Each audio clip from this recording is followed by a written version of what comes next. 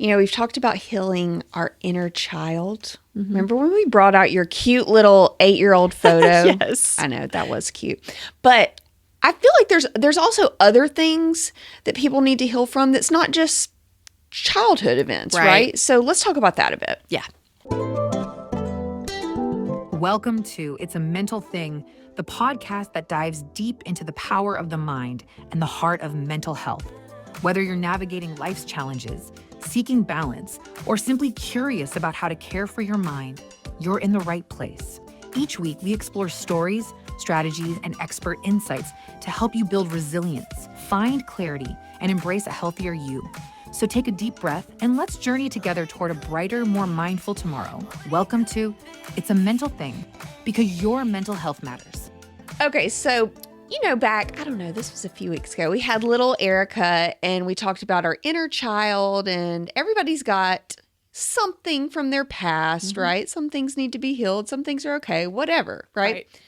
But I think that another thing that's important to talk about is, healing can happen at any age and stage of life, right? So this doesn't just have to be something in me that needs to be healed from childhood. Like, this could be something that has happened in adulthood or yesterday, right? Like, these things need to be healed. Now, I think the easiest thing, at least for me, would be like, we just like pack that up and push it away and put a little Band-Aid on the door and hope it doesn't pop back open. Is that like a thing, do you think? It's so common. I tell my patients that, especially the ones that don't want to feel stuff or they want to avoid, is they like to package these things, each little thing up in their own little pretty box and then put them at the top of the shelf of the closet, right? Yeah. But Nicole, they're always going to come out.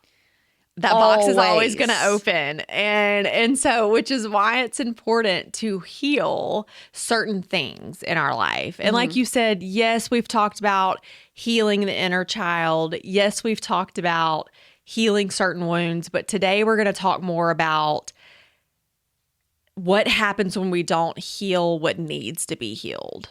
And really getting to the root of that. Right. Of what causes it and what that says about us when we don't heal. So, well, what is the problem, I guess, then? If I can put a Band-Aid on it and put it at the top of the shelf and it's not affecting me. Yeah. Or I think it's not affecting me, right? Like, why do it? Why do I need to heal it? Because what we're dealing with, the question is like what we need to start asking ourselves is what's happened in our life or in the lives of the people that we're with, like the ones that we love the most. Today, a lot of people are living with either the inability to heal or the lack of healing in their lives. And so that lack of healing the things that need to be healed ultimately affects how we treat others and ultimately affects how we kind of communicate with others. And that's because we are coming at them from a perspective of, maybe holding a grudge or it's skewed. It's slightly skewed. Right. Because we have that thought of something that it's us. We have that something inside us that is maybe us just trying to figure out ourselves.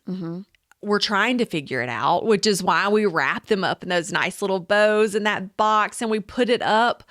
But when we're trying to figure out that process or what that means, that's part of the healing. But slapping that Band-Aid on it and avoiding it is just going to only prevent us and continue to help us lack that understanding of what healing means. So let me be vulnerable for a minute. Let's talk about a situation, right? Yeah. So in the past year, I've had some friendships where some things transpired that our friendships are no longer the same. Yeah. And we were hurt by several things. And so now I'm at the point where I just don't want to deal with it anymore, right?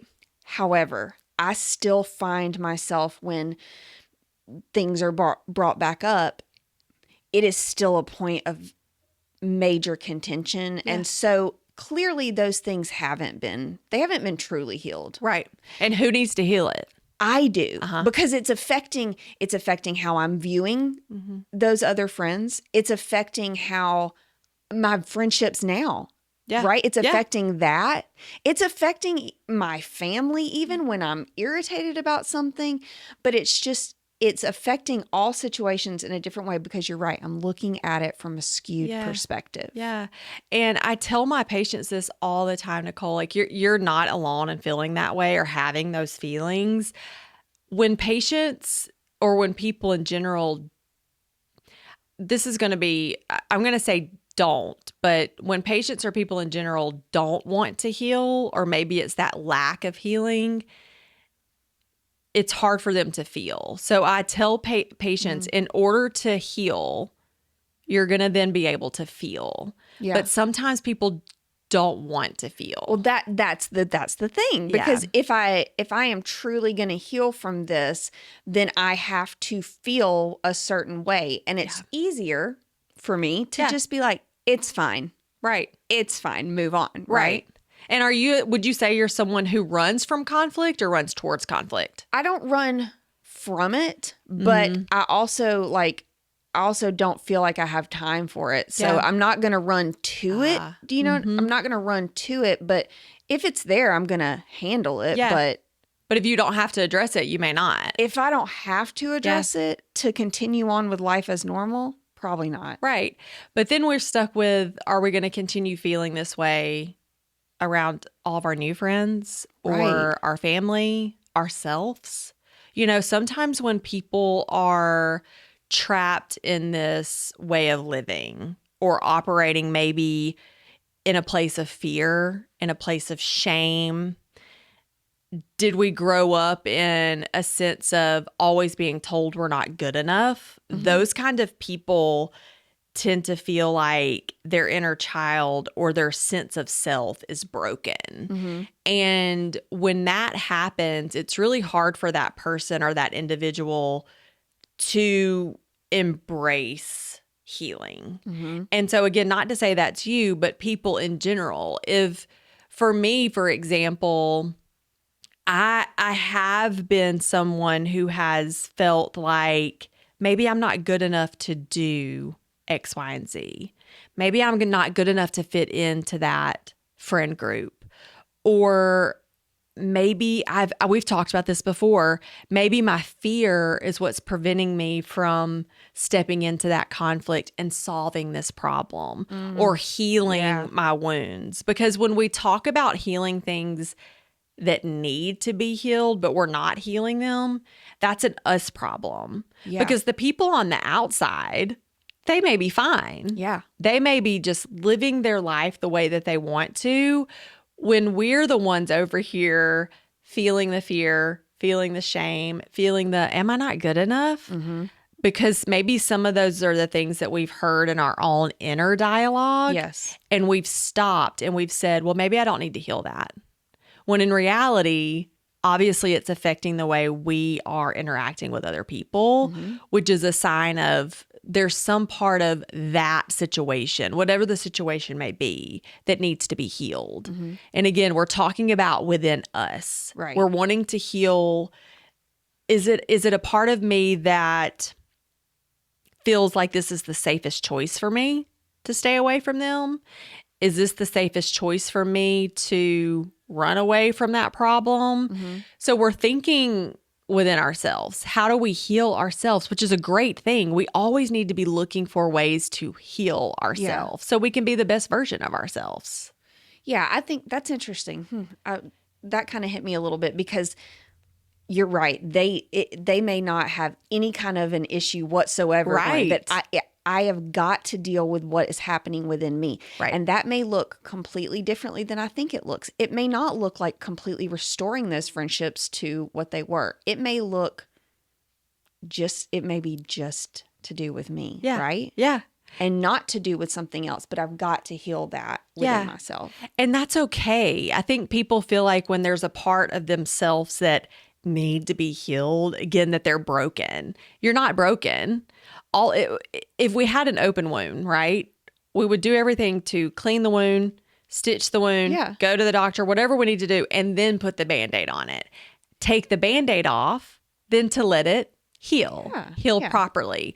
And that's the same with our mindset. But a lot of people, and I'll call myself out on this, are more searching for emotional control in life. So what that means to me is I'm searching for emotional control in my life where I feel like I can control the other person or the other people in my life or the problem in my life, right? Yeah. So that's a control thing. Again, that's a me thing and not a them thing, because they may have no clue that I'm looking for some sort of emotional control in my life. And when I feel as though I can set that boundary of, okay, I'm looking for this emotional control in my life. So that means I'm going to cut you off. I'm going to cut you off. I'm going to cut this off. I'm going to take this out of my backpack. I'm going to add this. So I'm doing nothing but trying to control certain things in my life that are really affecting how I interact with other people. Yeah. And I'm not healing that part of myself. So what I would be healing in that sense or in that scenario is my control issues. Ooh. Because that's me. Well, I feel like you're stepping on my toes right now too, a little bit. But I think a lot of people forget that we actually in life have zero control over anything. We have control. If I was to give us our control wheel, we have control of ourselves, Okay. our actions, and our own choices. That's it. Mm. 3 things really out of the whole world. Yeah. It's not a lot. So when we think about that, I only have control over myself and my actions. I can't control what my friends are doing. I can't control what my boss is doing. I can't control what my kid is doing. Yeah. I can't control what I want to so badly. And when I'm searching for that emotional control in my life, that's when I'm running from certain problems that may need to be healed because it's affecting me emotionally. Okay. So I guess the next question is how? How do we heal? Yeah. Like, how do we get to that place? What do we talk about? How do we know if something needs to be healed? Well, like I said earlier, I do tell my patients we need to work on healing so we can start feeling. Okay. And again, that's scary, but we can't walk around in life and not feel things, because I don't want my patients to be emotionless, but I don't want them to be too emotional. Like completely controlled by their emotions. Right. Yeah. So there's a fine line and a boundary of what's healthy and what's not. So we need to work on healing so we can start feeling. And the truth of the matter is that we all have a past. Okay? So we all have a past.